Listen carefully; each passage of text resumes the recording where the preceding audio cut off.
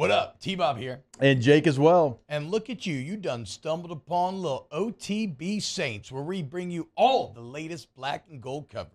Who are the Saints going to draft? Who's going to be their quarterback? What does the salary cap look like? All that information and more.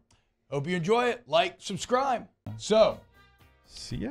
I don't think that Kendre Miller is a panacea for the Saints, but it is an improvement. Just because Kendre Miller is back on Sunday against the Packers does not mean that the Saints offense is going to be great, but I think it helps, and I'm excited to see him. I mean, he's your third-round pick at a position that's very exciting. If you can get, we talk about all the time, if you can get value out of a running back on a rookie contract, that's massive in terms of team building. He was excellent in college. He had some hype going in camp. I'm excited to see him, man. I'm a little surprised by how this game is being viewed. Right now, ESPN matchup predictor, Green Bay, 53.3% chance to win. They're the home team, but just looking at how the Saints have played defensively going against a young offense, an offense I do think has potential, but still a young offense that has had their struggles, certainly closing out games. I'm a little surprised, and we were talking about yesterday, 3 of the 4 on ESPN picked the Green Bay Packers to win the game. I'm surprised by that. No respect for the Saints thus far. None at all. I don't know if it's just I don't know exactly what it is because, and I'm not, I don't care if people think the Saints are going to be good or not, but I don't know what they're getting dinged for. A lack of offense? Yeah. But then it's like. Hey, Derek Carr, 1 touchdown, 2 interceptions. I think that's what I think some of it. No, but what I'm saying is, though, but you have a clearly elite defense, right? Like you have a defense. And so my point is, I think when we talk about it a lot of times, I think we sort of forget that it's not just how your offense is. How good is your defense? That you can win games defensively, and the Saints are proving that right now. And I think Jordan Love's going to struggle. It's funny how quickly the story changed on Jordan Love, right? Week 1, he's awesome. Who's Aaron Rodgers? Week 2, all of a sudden, it felt like that. Yeah. Until that last quarter and a half, and then everything shifted. Yeah, Saints right now are 5th in total defense. No surprise there. No. That they're a top 5 defense. Who's first in total defense? Dallas Cowboys. Oh. He knew that. Dallas, Cleveland, Atlanta, San Francisco, and New Orleans. And I'd give San Francisco a nod that they've played 3 games already. So, if we're going by averages, I would say San Francisco is probably going to be closer to 3. Yeah, that'd be 3 for sure right now than 4. But, yeah, New Orleans still a top 5 defense. I think, but what we're talking about is Derek Carr, 1 touchdown, 2 interceptions. Jordan Love has 6 touchdown passes already. You look at leading rushers. Taysom Hill's your leading rusher. Yeah. With 12 carries for 79 yards. But I will say the difference in this matchup, the leading receiver for Green Bay is Aaron Jones, the running back, who didn't play last week and still the leading receiver.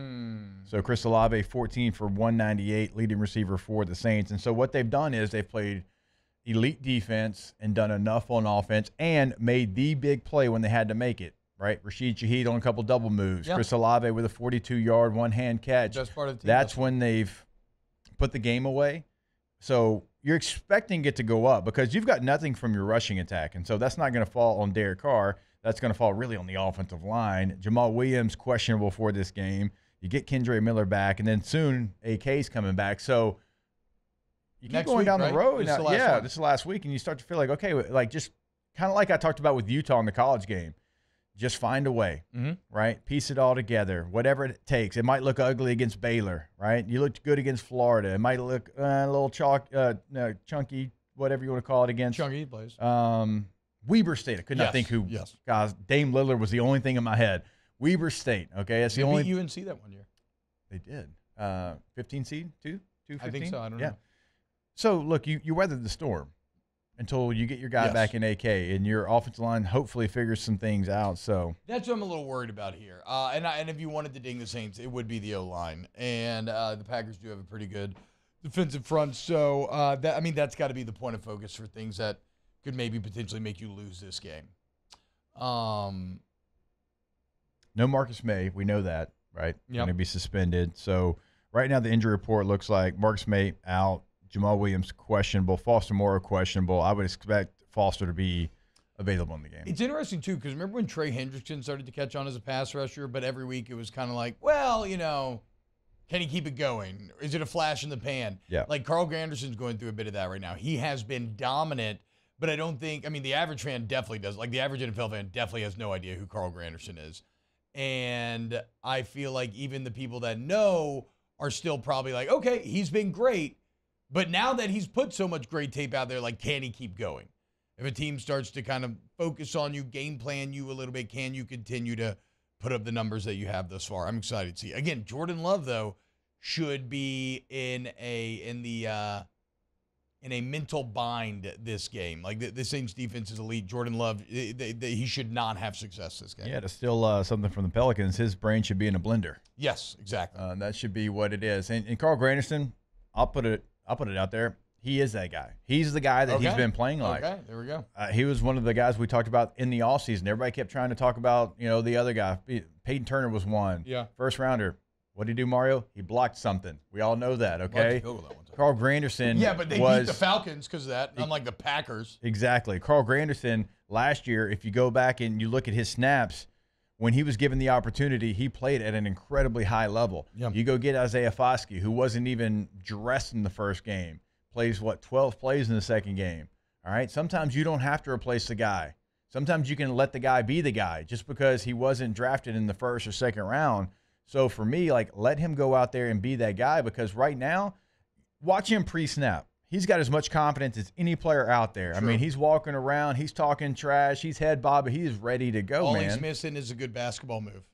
I don't know that he's there yet. I mean, you got to let Cam do it first. That's all he's missing, dude. A little crossover, AI, man. Offensively, yeah.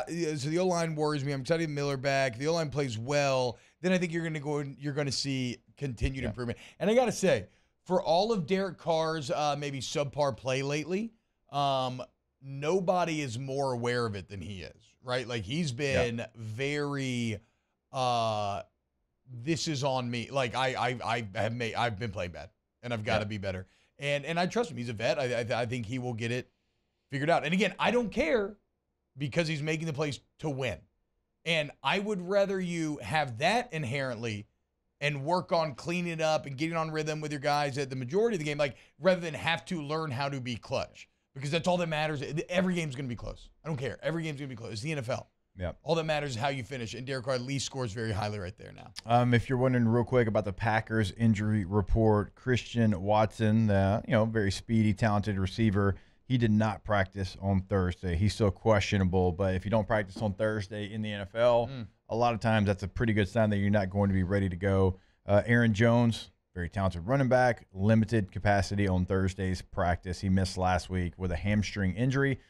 Hamstrings aren't usually a one-week injury, so if he's out, that's, to a defense that's playing elite already, leading rusher, leading receiver, if he was out, big advantage for the Saints. Yeah, I was listening to NFL Films music to get pumped up this morning, because when you go to when I think of NFL Films, I think of Lambeau, right? And hearing the bells come in and like a slow motion shot of snow. What's the temperature up there? I feel like the boys are going to feel like they're in heaven. I mean, we surely it's like 60s, 70s. Yeah, I saw it earlier. It is going to be 65 degrees at kickoff. Dude, our boys going to be flying around. Feeling good. 65 and sunny. Getting out of this heat. Hell yeah, that's a perfect day for football right there. Wow, just amazing black and gold takes right there, Jake. I don't think I've ever heard any takes that are better than the two guys that just gave you that take. And you can keep getting them by going ahead and liking, subscribing, ringing the bell to get notifications when we post. Have a great day. We'll see you on the next OTB Saints.